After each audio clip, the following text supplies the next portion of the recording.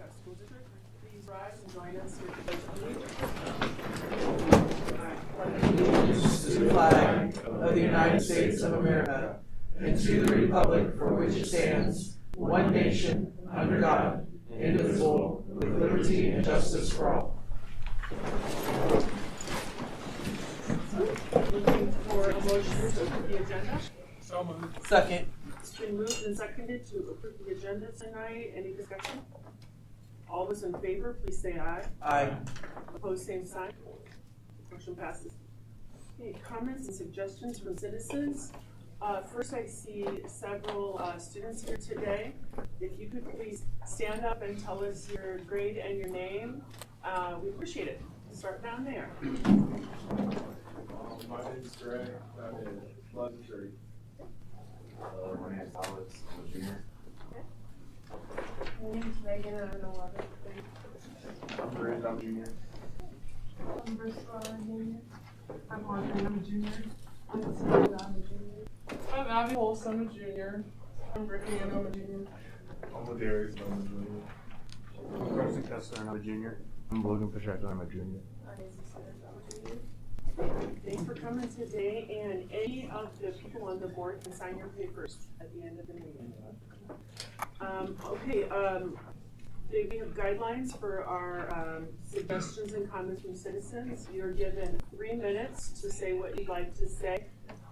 It's a listening for the board. There's no back and forth. We appreciate all that you have to say. And if anybody does have a comment, please make sure you check in with Trevina.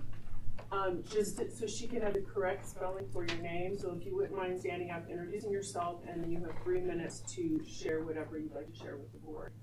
Is there anyone in the crowd that would like to speak? Thanks. Hi, my name is Maggie Kelly. Good evening, and thank you so much for time and speaking today. I would like to start with sincerely thanking the school administrators, staff, and teachers. Thank you for not only creating policies and training for armed intruder situations, but for actively acting swiftly and effectively when risks have been present. Thank you also for empowering our students to speak up. Encouraging them to see something and say something may seem like a simple solution to a terrifying problem, but it's working. It's helping prevent young people. I believe that the responses in the community to the recent lockdowns have been driven by the same underlying emotion that we all share, fear. Whether that fear shows up as anger, frustration, or concern, it's real and it's justified. How could these lockdowns keep happening in our schools? We're lucky to live in a community where safety is not the forethought, but the truth is, it needs to be. As a parent, I ask myself the same questions I'm sure many of you do. How do we prevent these incidents from happening? How do we keep our children safe? And how do we feel confident that when we send our kids out the door, they come home safely? I ask these questions, excuse me. The hard truth is, there are no easy answers. If there were, we wouldn't have the situations that we've been facing. But what I do know is that when the unthinkable has come close, our district has responded with strength and preparedness. Twice now, the district's training and policies have helped prevent tragedy within our school walls. For that, I'm grateful. So now I just want to ask a question. How can we as a community help? Are there more resources available for our students affected by these situations? Are there ways we can support the district, the staff, and most importantly, our students? I ask the question in hopes of starting a conversation that leads to action. Action of support throughout our community. This community, this North Scott community, has shown its power in droves on many occasions where support is needed. Why should this be different? I'm sure none of us right here have the answers to those questions. I sure don't. But I wonder if we came together as a community, could we find some way to help to continue to prevent these incidents from happening and supporting our schools? If anyone has any information on how we can start those conversations and come together as a community, I would love to help facilitate that. Thank you for all that you do. Thank you, Maggie. Are there any other citizens that would like to address the board? And for anyone watching online, you're also able to contact Mr. Studding or any of us through our YouTube channel or through our emails. Okay, consent agenda. Make a motion to approve the consent agenda. Second. Been moved and seconded to approve the consent agenda. Are there any questions on the board? All those in favor, please say aye. Aye. Opposed, same sign. Motion passes. Recognitions. Tony. All right, hello everyone. This is a recognition, the Langston Hart Award that our school board gives to staff or community members or kiddo or someone that just does a wonderful job, steps up above and beyond, doing certain things that truly affects others. That's what our community is based on, how we help others be better people in our district. And so tonight we have a couple of wonderful people here to provide this award to. Is Ashley Nalbach here? No. Are you there? Yes. Hello to Eric Cutie. Okay. Yeah. Yes. 8th grade band and jazz band teacher at North Scott Junior High, and she teaches 5 periods of individual small group lessons throughout the day. Students take part in multiple performances, opportunities throughout the year, including band bash, 3 honor bands, concert band, festivals, and concerts for the general public. I try to be active in our North Scott Wellness program, leading a couple of cooking baking classes in the past few years. Outside of school, she's also an advisor with the Iowa Masters of Music, a group that takes high school music students on a European tour every other year. So obviously, you don't sleep. She does a lot of things for kiddos to inspire them and enjoy what they do when it comes to these endeavors. So there's a student here that nominated you. Come up here. Judy Fowler Riley, and probably more than you. Be embarrassed too. She wrote this so well. Who is Ashley Nalbach? My senior name. Noblo. Wow. Okay, great. I'm glad you told me that. She's a loving, caring, and trusting teacher. Ashley has seen me at my worst, crying over something, and got nervous about something. Also seen me and helped me reach great accomplishments, and definitely your best. Making honor bands, traveling Europe, receiving amazing leadership opportunities. That's fantastic, you know? It's great. All of these experiences had her helping you along the way, because actually you have on the spot. You become a person that never thought you would become. You had experiences you never thought you'd have. And I'm sure other people feel this way as well, because you wrote it so well. You met people and became friends with people you never would have met if it wasn't for her teacher, right? Because Ashley did a saxophone. When we had our instrument trial day, he wanted to play the tuba. Ashley was with the woodwind, so of course, I had to visit Ashley as well and ended up loving the saxophone, where I met one of my best friends, Cora. When we went to Europe, I was very nervous, worried I wouldn't have any friends, even though I already came with friends from home. I doubt if you don't have any friends. How do you make good friends? And that day you expressed your worries to her, and she made the whole band talk to her neighbors. And that way my peers and I met other people. 2 of my best friends I met because of being in a band or going to Europe. Yes, Ashley's a band teacher, but she's more than that. She's always a friendly face, someone you can chat to. She has your best interest at heart. One of the best memories of Ashley is when we were on our last day at Grinnell College. We were doing everybody's hair with beads, and I asked her if I could do hers. And while it looked horrible, I had a lot of fun. Me and a couple of my new friends and I had talked with her about all sorts of stuff. Every night when Ashley was at our bedside, we would give her the tea for the day, or just talk about our days, just like how I would do with my own parents at home. Now I think we should do her hair like that. So Ashley is an important part of Ford's life, helping shape who I am today. I would not be who I am today without her. Thank you, Ashley. Other student nominations, freshman Eleanor White. She's such an honest person, and she's always trying her best to maintain a good environment. She helped shape me into who I am today and taught me many important life lessons. And so with that, we want to thank you, Ashley, for all you do with these great students.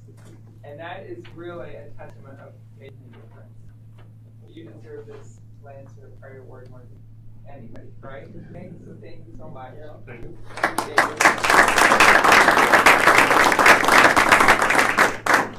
Thank you. Here's your water. Ashley. Oh, thank you. Okay, the next one is our own Madison Rocky. You are the 8th grade ELA North Scott Junior High, right? Thank you for that too. She's entering her second year as an 8th grade English language arts teacher at North Scott. She's very happy to be working with such a great team of educators and appreciates the kindness and mentorship from the North Scott community as a new teacher. So we're glad and very fortunate to have you. Very thankful to get to teach in a supportive environment where student growth is the focus. The past year has been full of learning and growth, and she cannot wait for the relationship that her students and she will cultivate and what we will learn together this year. So being nominated by a former 8th grade student, she said, Ms. Kanaki has always been so encouraging and helpful to me.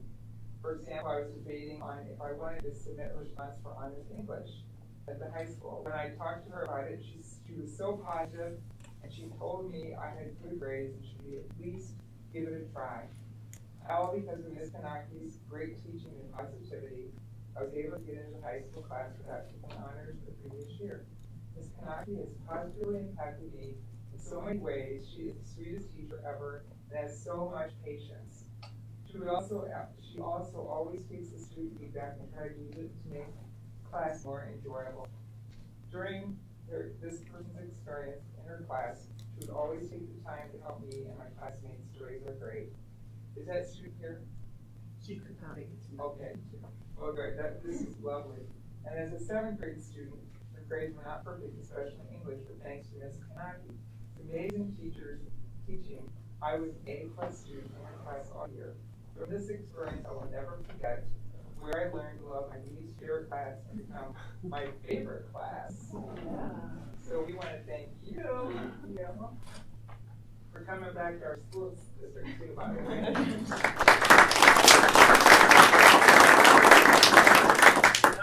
You guys too. Thank you so much. Thank you.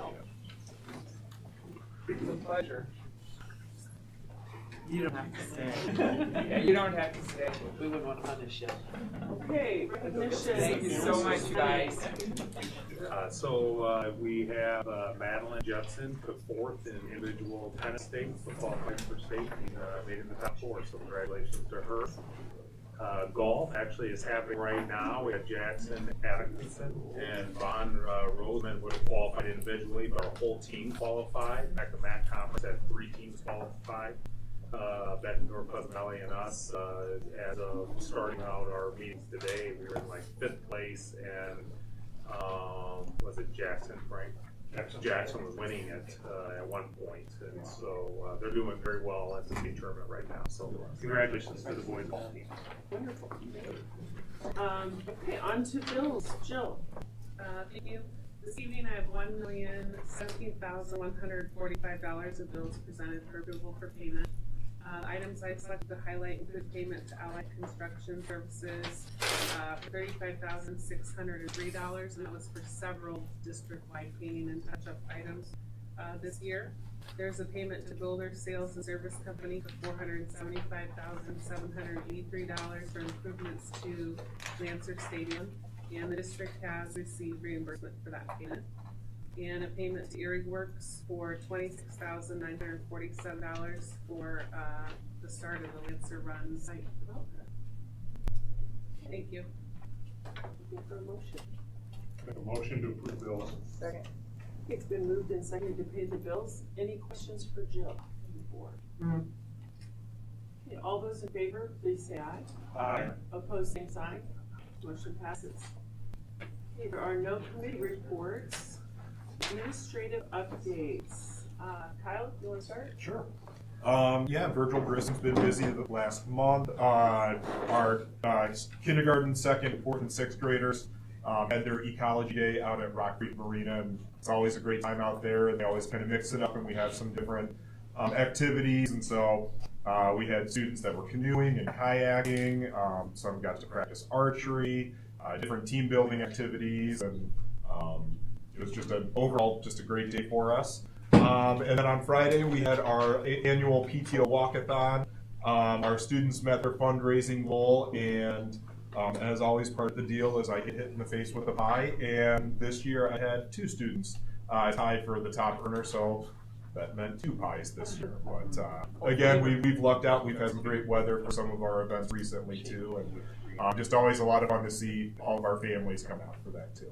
Thank you, Pat. Neil Armstrong, we got to take our second grade to the Pride of the Wassee with the Rotary this year. That was the first time we've been able to take our entire second grade to have that experience, something a little different than we did this year.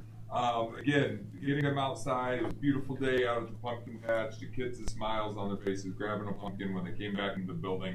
I hope they all made it home that evening all in one piece. It was great, but just the excitement on their face and that conjunction and the work with Rotary was just fantastic. So appreciate that opportunity for those kids. I'd like to take a minute to thank our Eldridge Fire Department. They came Thursday. They had to take off work in order to come into our building. We ran an informed fire drill and then gave us some great feedback, and then they went into each classroom, kindergarten through 3rd grade, showed them their equipment, what to do in the case of an emergency, and let them ask some questions, which was great.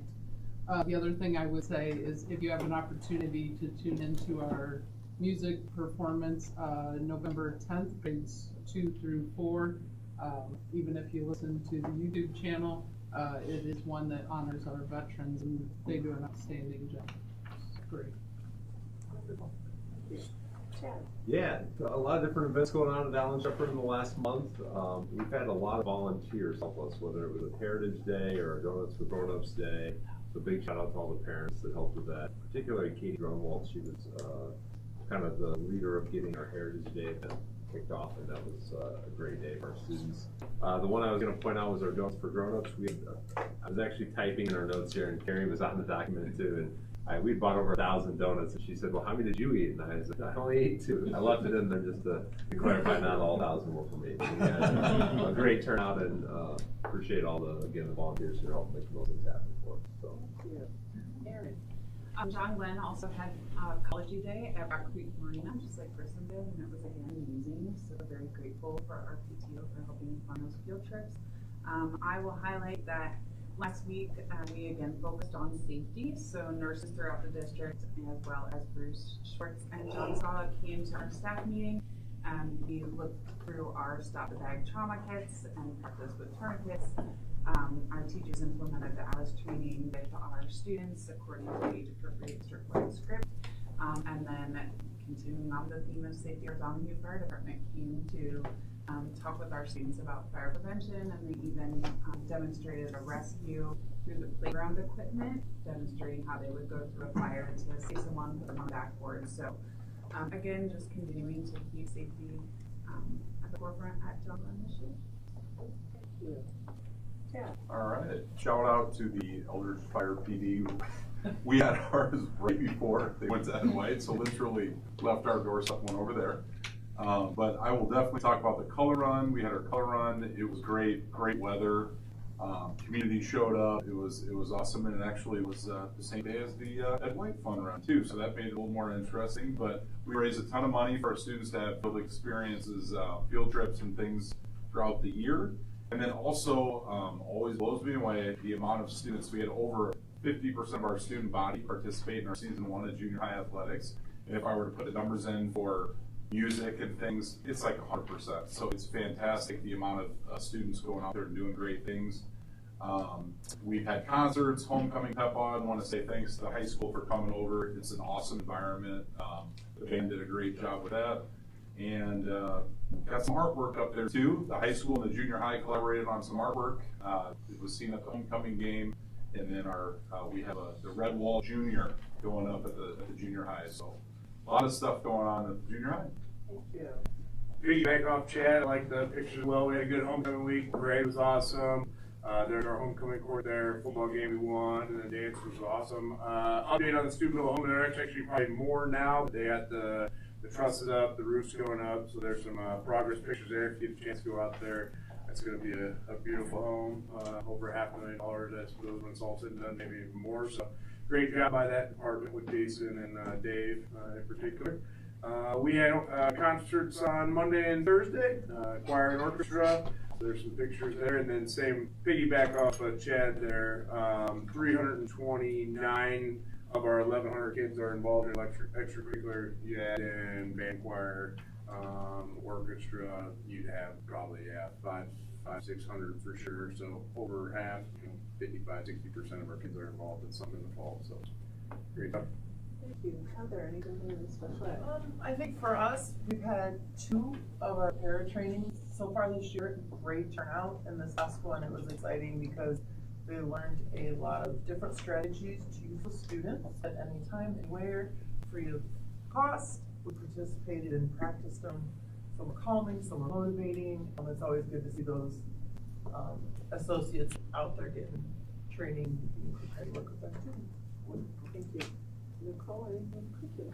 Yeah, so our kindergarten through 11th grade, our Algebra 2 teachers are working really hard to implement our new ability and throughout the growing pains and all learning, they're doing a great job. At Curriculum Cabinet, our administrators, I was gone, so kudos to Heather and a couple of our instructional coaches, they facilitated that on my behalf. They did the lessons that we to better understand the curriculum.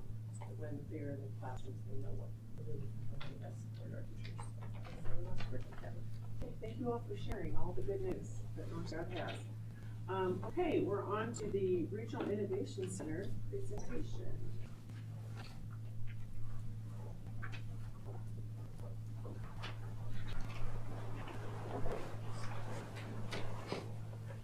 All right. We have a Regional Innovation Center a mile away from the high school. It's awesome. We are working diligently with our staff at EICC to get the programs in there that we need. So I'm just going to give you guys an update on some of the new decals with that. So we go to the second and third slide there.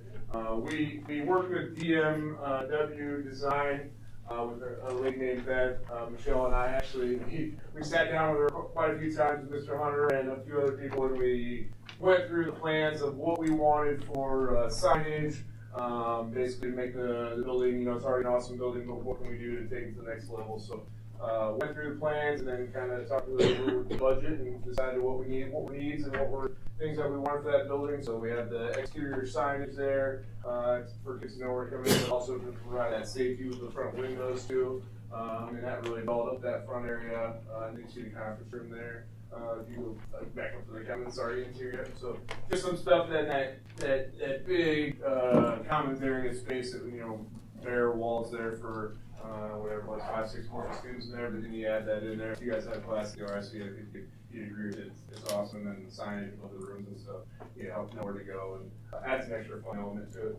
If you go down to slide 5 there, we worked with EICC. They donated $4 million total, and part of this was they're going to furnish the diesel tech room. So there's, I think it's over $500,000 of stuff in that room, tools and demo semi, some things that they obviously need for instructional purposes there. So it's really cool to have an ag diesel program right here at home. It's maybe one of, I don't know how many in the state there are. They're not too many of them, but super awesome that we have that. On the next piece there, these are all the courses that will be offered there through EICC next year. There's a few on there right now that we don't currently have due to staffing or a career academy wasn't completed, but there are 31 total classes that we will have out there. We currently teach like public speaking and a few of those classes at the high school, but to be a part of an academy, we'll have to offer that at the Regional Innovation Center so that all the classes will be housed there. So the next slide is our 4 career academies. So we got $1 million from the state through a CAF grant, Career Academy Incentive Grant, And to do that, you gotta partner with 4 schools and offer 4 career academies. So our career academies that we'll be offering on this first page are our 1-year ones. In Agriculture Academy, and those classes that are there, so they would take that fall semester and then spring semester for a total of 16 credits, and that can be done in 1 year. So you guys are all juniors. If you guys are interested, you do that next year. And same thing with the EMT Academy. We have a pretty dang good health science department already, and then we work with the ICC, some emergency people, when we offer that emergency class next year. And the one piece that we'll have to offer at Regional Innovation Center next year is speech, which can be subbed in for communication. The next piece of this is we go to our 2 years. So some of you guys juniors, you could still do this, you might be a tight squeeze, but sophomores mostly we're targeting for these. And EICC actually broke Diesel Tech into 2 completion rates. So it's a 2-year program with have successful completion rates. This is one academy, and then this is the second. It's kind of one overall one. So if you juniors, if you did want to start Diesel Tech, you could take 1 year with us and then come back for after you graduate. But, so those are our 2 years ones, and then our classes there, and then our healthcare academy there. They're still looking for a nutrition instructor. That's the unique one because for a lot of those courses we use like our nurse in the district, but for that one they have to have a biology master to teach that. So the unique one that I was informed on Friday that they have found somebody for that. So that healthcare academy is a good one to have along with the emergency because those are really high needs areas.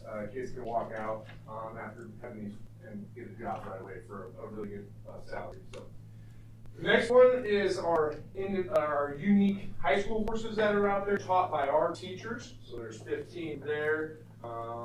Some ones that are new to us are like the Top Chef one. We have Vet Assistant this year. That's Mr. Hunter teaches that. Obviously, we have a really good student-built home program, so we have our building trades and that room's awesome. So we have those for our high school courses run by our teachers. And then the next piece is some unique stats. We currently have 37 courses out there, unique ones, 37 different ones for a total of 76 classes that are out there right now. We have 1,178 kids in seats, and that is a unique number of 522. So 522 of our 1,100 kids are currently in a class at the RIC, so half our student body is getting out there. We have 6 kids that are dual enrolled from other schools, that being Bettendorf and Macokota are coming for that EMT course, and then 1 with Ag Diesel, and then that's an average of 15 kids a class out at the RIC. Our teaching staff up there, I probably frame this just so you can get an idea of how much they're out there versus how much they're in a high school, is who they are, what they teach, and then their percentage of their workload at the RIC. These staff members are already with us, and we move their courses out there for the most part. But like you can see Mr. Hunter there, he's got 7 classes. I think a couple of those are doubles, but he teaches almost 60% of his time out there. So those are our 4 right there. Anthony Hilski, Jess Grunwald, Jacob Hunter, and Emily Cruz Kane. And then the next set, we have 8 total. Suzanne Lane, my wife, has 1 class out there second semester. Karen Onken in the health science with a handful there. She's got 7 or 8 of them, and she teaches almost 60% there. Brooke Rich is actually quite a bit at the high school now, but I think she's like almost all of her classes, if not all of her classes, second semester will be out there, so she's at 66%. And then Mike Winter is a new hire in our construction construction classes. And the EICC staff that is new to us this year because of some of those. Tatiana teaches agriculture. She has those 5-6 classes. She might add another 1 or 2 when we get that agricultural academy up and running. It's not. She has some classes now, but it's the agriculture academy is not in place for this year. We have health with Jim Hawks.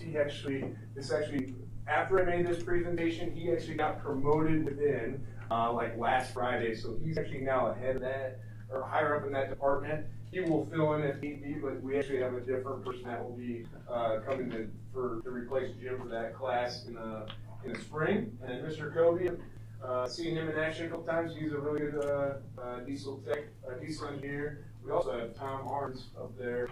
He also takes share that diesel classes, and then Leslie Phillips does our medical terminology. The life of me, I couldn't find a picture of her. So. And then our support staff, April Keating, you've seen her in a board presentation. She did her work-based learning. She is housed at high school for a couple days, working with kids, and then she's at the Regional Relations Center 2 or 3 days a week as well.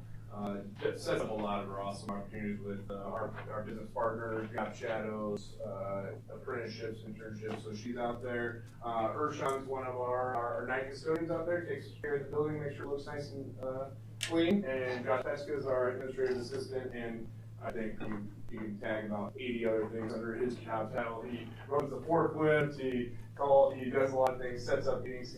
He's awesome out there. And then Dory is also a custodian, daytime custodian, and also runs the bus back and forth. So kind of nice to have somebody that has those unique skill sets that can do both of those for us to meet our needs.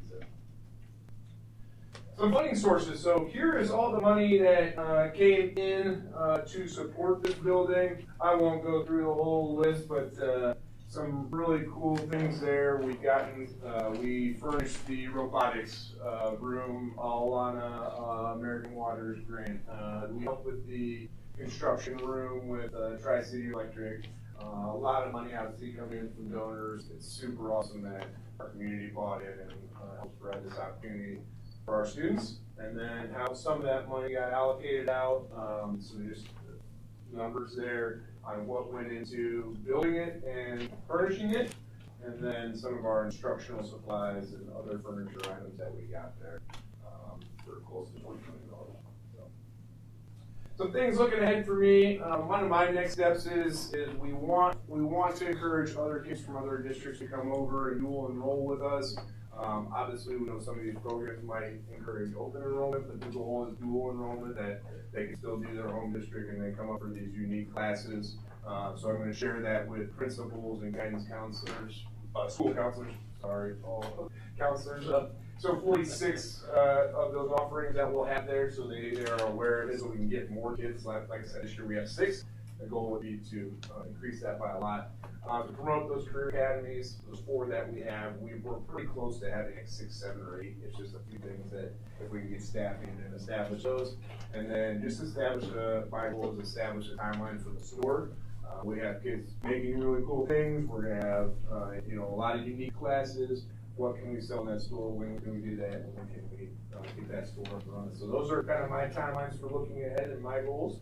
I'm going to kind of open up to questions the board might have. I'll just add a few things before questions that might be able to answer some. Is one of the things that we've already run into, even though there's only, 6 or 8 kids, is like diesel was already full. And so the question really comes from Eastern Iowa, but is how are we going to determine seats for neighboring districts? They have a totally different model. It's a great problem to have. What we really need them to do, and last Friday we were at an Eastern Iowa Community College concurrent course meeting and really saying, you have to get our courses in your handbooks. And then we need to talk about it this spring. This is part of our strategic plan, have partnerships with our neighboring districts and the Eastern Iowa. Say, okay, well, let's talk about seats. But if you want to talk about seats, we also got to talk about what you're paying. Because we put in a majority of the money. We're going to prioritize our students unless something changes in the way that would happen. But I would have never thought already in the first full year that conversation is already coming up, which is a great conversation to have because there are phenomenal programs in there that they're only here. The vet certificate that we talk about isn't a career pathway or a academy, but it's a great entry level into veterinarian. And so there's just a lot of great things out there. And so that's going to be our challenge, and part of Andrew's responsibility as part of our strategic plan is how do we formulate those partnerships even better, and what does that look like as we move forward, as we go forward with that. The other one, and I know Molly asked about the cost analysis. It was hard for like electricity and plumbing and all of that because we were just this summer still getting the air conditioning units up and running. For example, they were running constantly, so we need a year now to see what we're in that building to look at that stuff. I did have him put on for the staffing the percentages. So, go back to the slide of the very first slide, or the last slide of people. You know, we know the percentages, so we can calculate out, you know, whatever, Anthony makes, that's a percentage of his salary, what we cost goes towards that facility, you could put that there. But if you look at what were the increased cost position, go to the last slide of people. Still, yeah, less, well, we already had April, but, down to. And so we'll put that information, but so like April Keating's positions may exist, whether the Regional Innovation Center exists. I wouldn't apply any of her money out there. We just gave her an office out there, she's working out there. Now that, the custodians, those are 100%. Josh's is an increased time, so his position existed, we just have him doing some of the duties out there, so, but we have increased his time. There will be more, as that building gets bigger, we have to have administrative conversations about how often is the administrator out here. Is the custodian time enough? Can a person drive the bus and do all the cleaning that's required? Even though there's a lot of kids in the building now, so we have to watch that. I think we gotta let a year go by before I can really give you an analysis, say, well, how are we doing on this? Plus, I think we need new agreements. If neighboring districts want guaranteed seats, there's a price for that.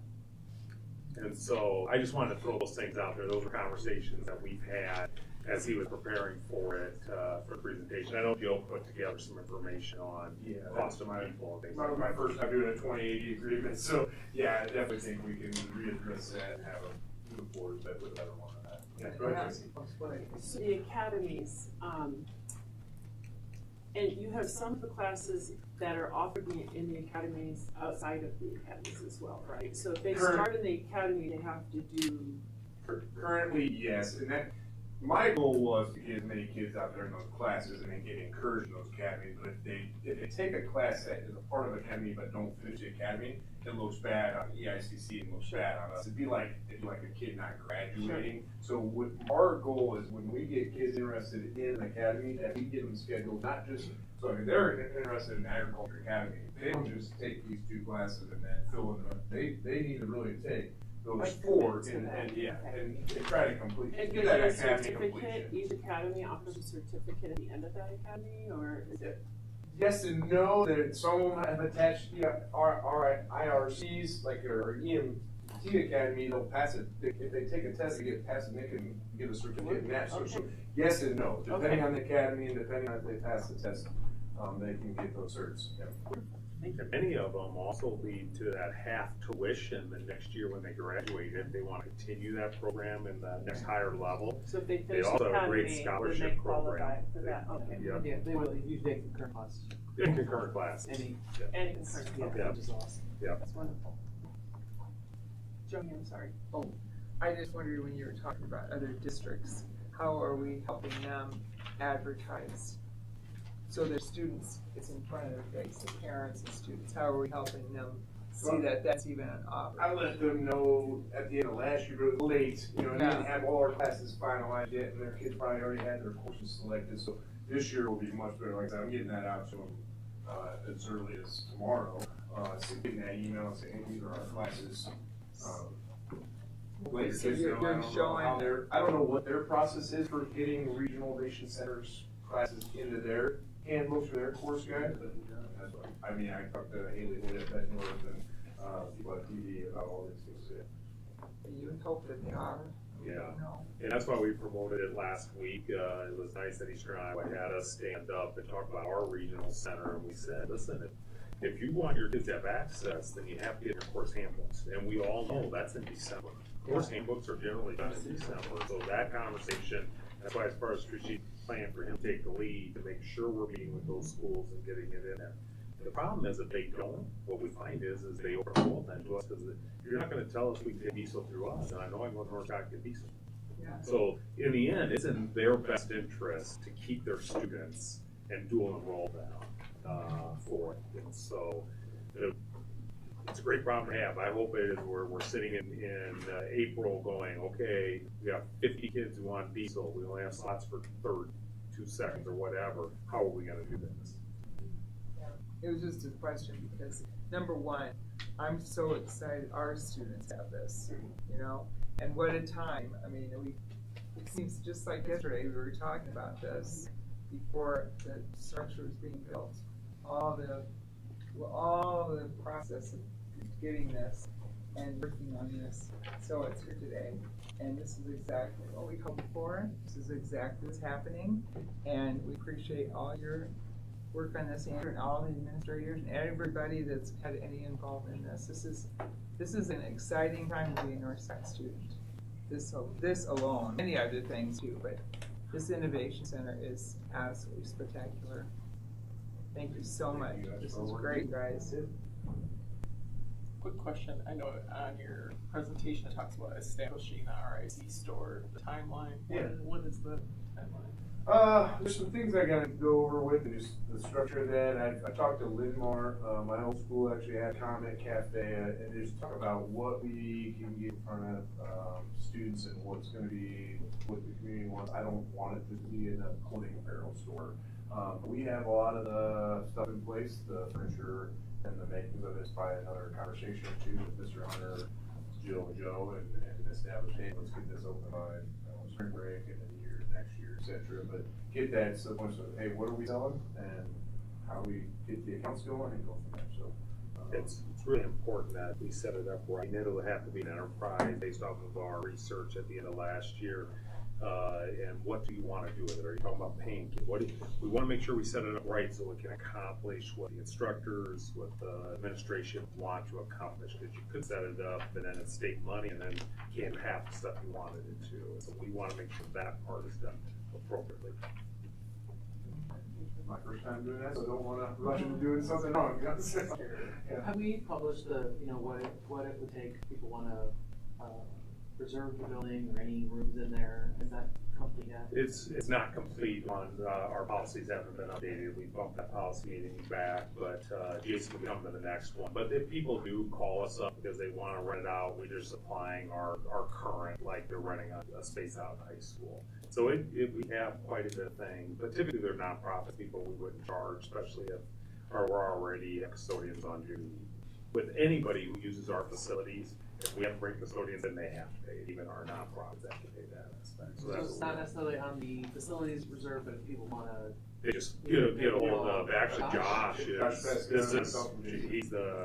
we eventually all go through Josh on getting it reserved and then knowing it. But just like any other facility we would do, the kitchen is the one we haven't had a request. Luckily, we get a little nervous with that because there's expensive equipment in there and things like that, but it's usually the commons area is the one that people want to use for meetings and things like that. So yeah, it could host an awful lot of stuff. Beautiful facility, big space.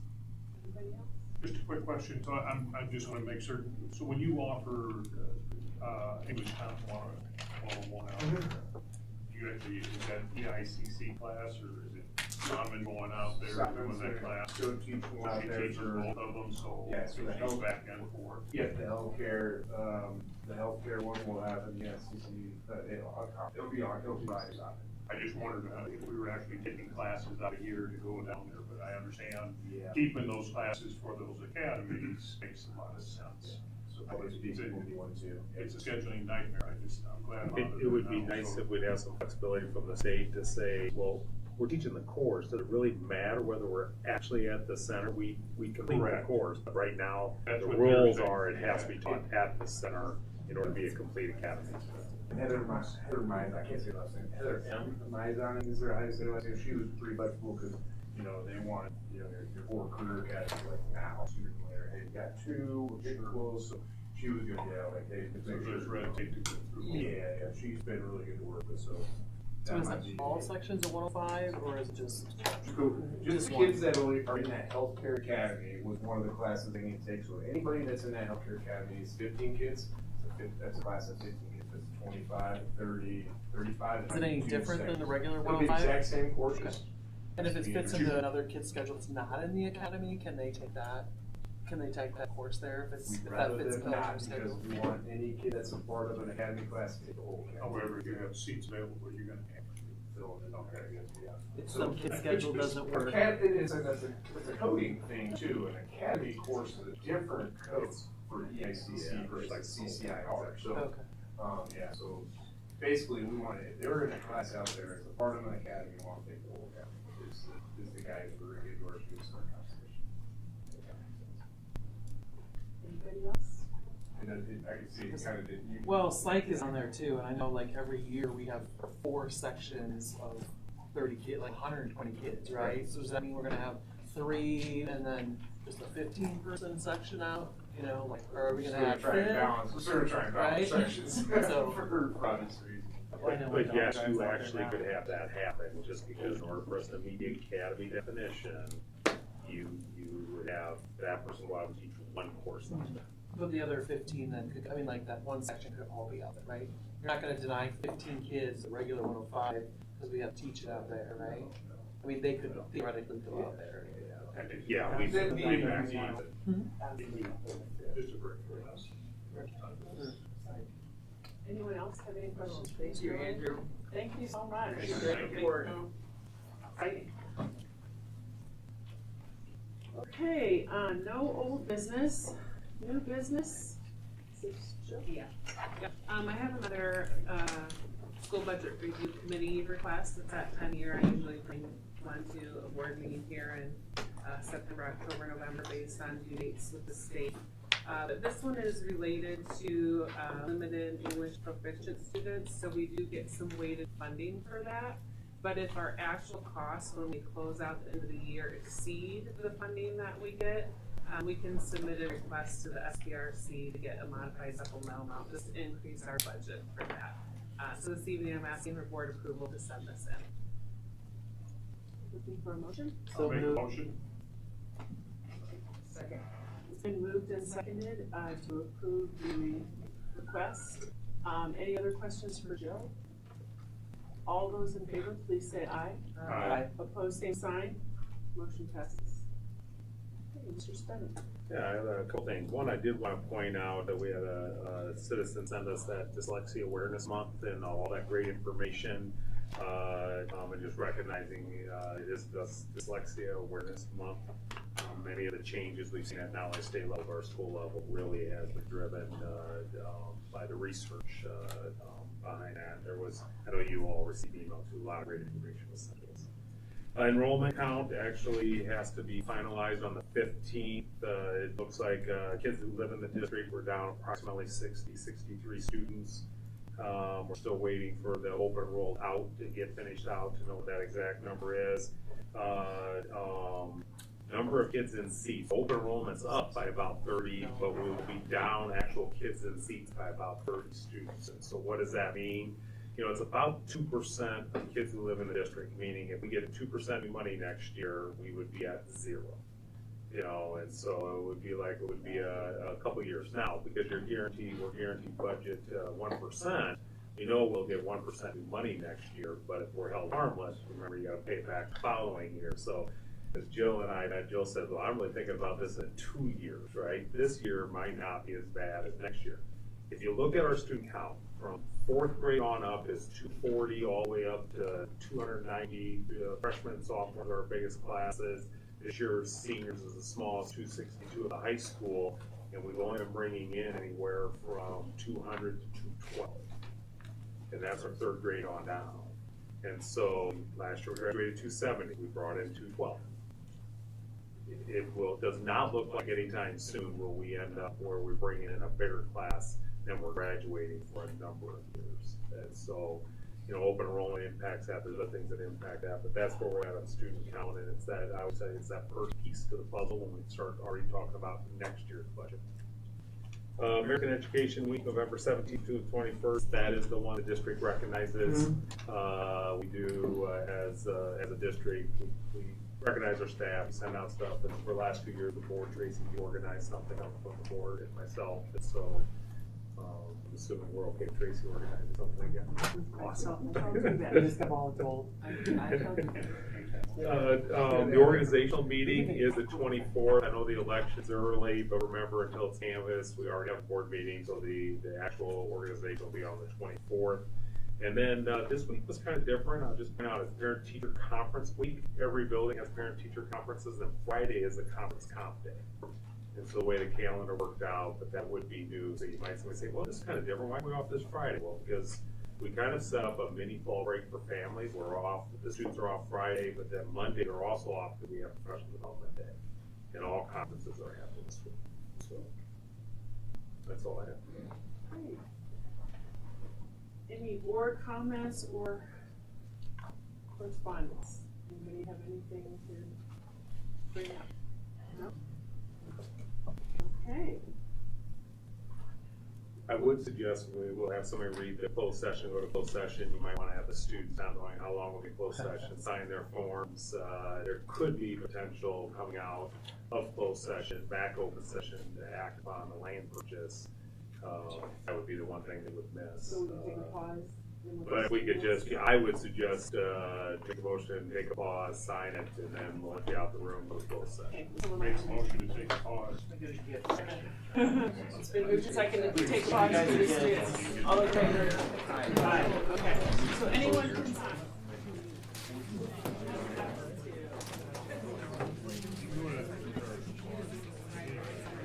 Anybody?